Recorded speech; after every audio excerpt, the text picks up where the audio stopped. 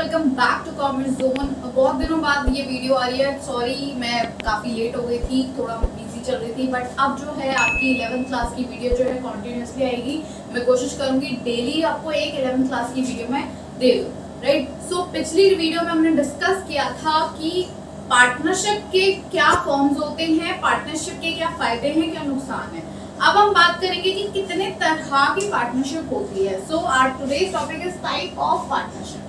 Type of partnership दो तरह की होती है। हम दो कैटेगराइजेशन में इसे डिवाइड करते हैं। एक on the basis of time, यानी कि टाइम पीरियड के हिसाब से जब हम पार्टनरशिप को स्टार्ट करते हैं और फिर एंड कर देते हैं। और दूसरी on the categorisation of liability of members, की कौन से मेंबर्स कितने टाइम के लिए लायबल होंगे और कौन से नहीं होंगे, राइट। तो पहले हम टाइम की बात करते हैं।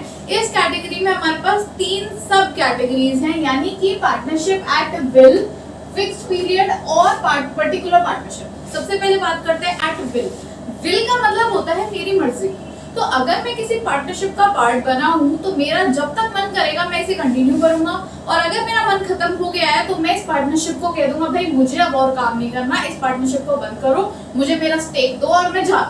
ये होता है partnership at will. It can be started at your will and it can be ended at your will only. इसमें आपके ऊपर कोई ऑब्लिगेशन नहीं होता कि नहीं अब आप छोड़ के नहीं जा सकते हो या बीच में बंद करनी पड़ रही है। जब तक आपका मन है आप काम करो, और अगर मन नहीं है तो बंद मत करो, चलाते रहो इसको, राइट। तो partnership at will it exist as per the desire of partners and comes to an end whenever he wishes to dissolve it. जब इसने कहा भाई बंद कर दो, डिसॉल्व कर दो, पार्टनरशिप खत्म हो जाएगी। हाँ, जो बाकी के पार्टनर्स हैं उनका मन है तो मेरे जाने के बाद तुम फिर से नई पार्टनरशिप शुरू कर देना और कंटिन्यू करना बिजनेस को, लेकिन अभी के लिए मेरे को ये पार्टनरशिप डिसॉल्व करना, राइट। तो आपको कोई मना नहीं कर सकता ऐसा करने से। दूसरा होता है फिक्स्ड पीरियड। ये टेन्योर बेसिस होता है। जैसे कि सपोज आपने ना दो पार्टनर हुआ, आपने बिजनेस शुरू करा और आपको लग रहा है कि हम दोनों में इतना एक्सपीरियंस नहीं है कि इस बिजनेस को ना ऊंचाई पे पहुंचा दे, तो हम एक ऐसे पार्टनर को कुछ सालों के लिए इंट्रोड्यूस करते हैं जिनके पास एक्सपीरियंस है, जिसकी गुडविल है, और कुछ साल अगर वो हमारे साथ रहेंगे तो हम उनके साथ काम करके सीख भी लेंगे और उनकी वजह से काफी हमारा बिजनेस जो है वो बूस्ट कर जाएगा। अगर उनका मन नहीं होगा तो हम 3 या 5 साल बाद उनको कह देंगे चलो ठीक है अब आप जा सकते हो, क्योंकि अब हमारा जो पर्पस था आपके साथ काम करने का वो काफी हद तक पूरा हो गया। तो ऐसी पार्टनरशिप में हम क्या करते हैं कि कुछ टाइम पीरियड में के लिए अग्रीमेंट कर लेते हैं एक नए पार्टनर के साथ कि आप इतना टाइम पीरियड तक हमारे साथ काम करोगे, जब आपका टेन्योर खत्म हो जाएगा तो आप चले जाना, हम आपको मना नहीं करेंगे। So this type of partnership exist till a fixed tenure and comes to an end after that. से 3 ईयर, 5 ईयर, 7 ईयर, 10 ईयर, कितने भी साल की हो सकती है। अगर उनका मन है कि नहीं मुझे कंटिन्यू करना है तो आप एक नया अग्रीमेंट क्रिएट कर लेना, लेकिन जब वो अग्रीमेंट खत्म हो गया तो आप उनको टाटा बाय बाय कर सकते हो। उसके बाद आती है आपकी पर्टिकुलर पार्टनरशिप। इस पार्टनरशिप के अंदर क्या होता है कि हम स्पेसिफिक रीजन से मर्ज करते हैं, 2 लोग या 4 लोग या कोई भी पार्टनर किसी पार्टनरशिप के साथ मर्ज करता है, और जब वो वजह खत्म हो जाती है तो वो पार्टनरशिप अपने आप एक एंड पे आ जाती है बिना किसी अग्रीमेंट के। जैसे कि आप देखो, आप एक मूवी आई थी बैंड बाजा बारात। सो उसके अंदर क्या होता है कि बिट्टू और श्रुति अलग अलग हो जाते हैं और एक पर्पस आता है, एक बड़ा सा एंटरप्रेन्योर होता है, वो कहता है कि भाई मेरी बेटी की शादी तो तुम दोनों मिलकर ही करोगे, अगर तुम दोनों मिलकर नहीं करोगे तो मैं तुम दोनों को ये अग्रीमेंट नहीं दूंगा, ठीक है, मेरी जो बेटी की शादी में किसी और के पास कॉन्ट्रैक्ट दे दूंगा। तो वैसे वो दोनों अलग अलग काम कर रहे होते हैं, लेकिन स्पेसिफिक उस प्रोजेक्ट के लिए वो दोनों एक साथ आते हैं, एक साथ मिलकर उस शादी को, पूरा इवेंट को संभालते हैं।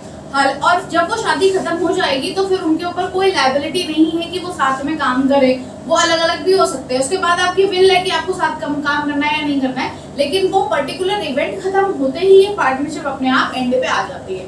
सो this partnership is form to carry on a particular venture and gets terminated after the purpose is fulfilled, right? तो ये 3 तरह की आपकी पार्टनरशिप होती है जिसके अंदर हम टाइम पीरियड के फोकस में इसको शुरू करते हैं और खत्म करते हैं। फिर एक अलग कैटेगराइजेशन होती है जिसमें हम लायबिलिटी के बेसिस पे पार्टनरशिप को डिफाइन करते हैं। एक होती है जनरल पार्टनरशिप, जनरल जो इंडिया में सबसे ज्यादा चलती है, और पहले इंडिया में यही चला करती थी, ठीक है। तो सब मोस्टली 100% केसेस में जनरल पार्टनरशिप ही पाई जाती है, और इस पार्टनरशिप के अंदर वही होता है कि फर्म और पार्टनर्स जो होते हैं वो एक दूसरे से मिले हुए होते हैं, इनकी कोई अलग लीगल एंटिटी नहीं होती है।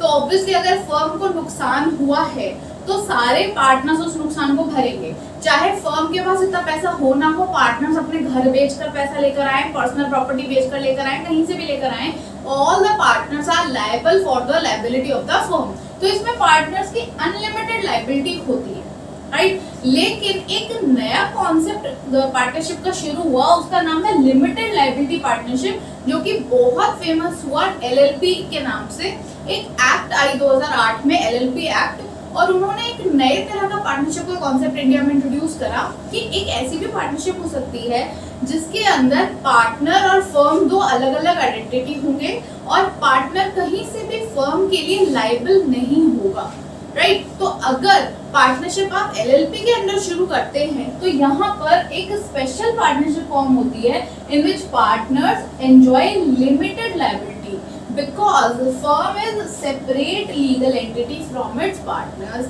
लेकिन यहाँ पर रूल क्या है कि आपको फर्म को रजिस्टर कराना पड़ता है अंडर द एलएलपी एक्ट 2008। यहाँ पर जनरल में रजिस्ट्रेशन की मैंडेशन नहीं होती है, बट यहाँ पर कंपलसरी है, आप रजिस्टर कराओ, फिर रजिस्ट्रेशन के बाद आप एक अलग एंटिटी बन जाओगे। जस्ट लाइक एक छोटी कंपनी एलएलपी फर्म को बना देती है, राइट। तो ये आपका था partnership on the basis of liability of members. Upcoming video में मैं लेकर आऊंगी कि what are the types of partners, partners कितने तरह के होते हैं, जो कि आपके सिलेबस के लिए बहुत इंपॉर्टेंट हिस्सा है, right. Till then keep learning, keep growing.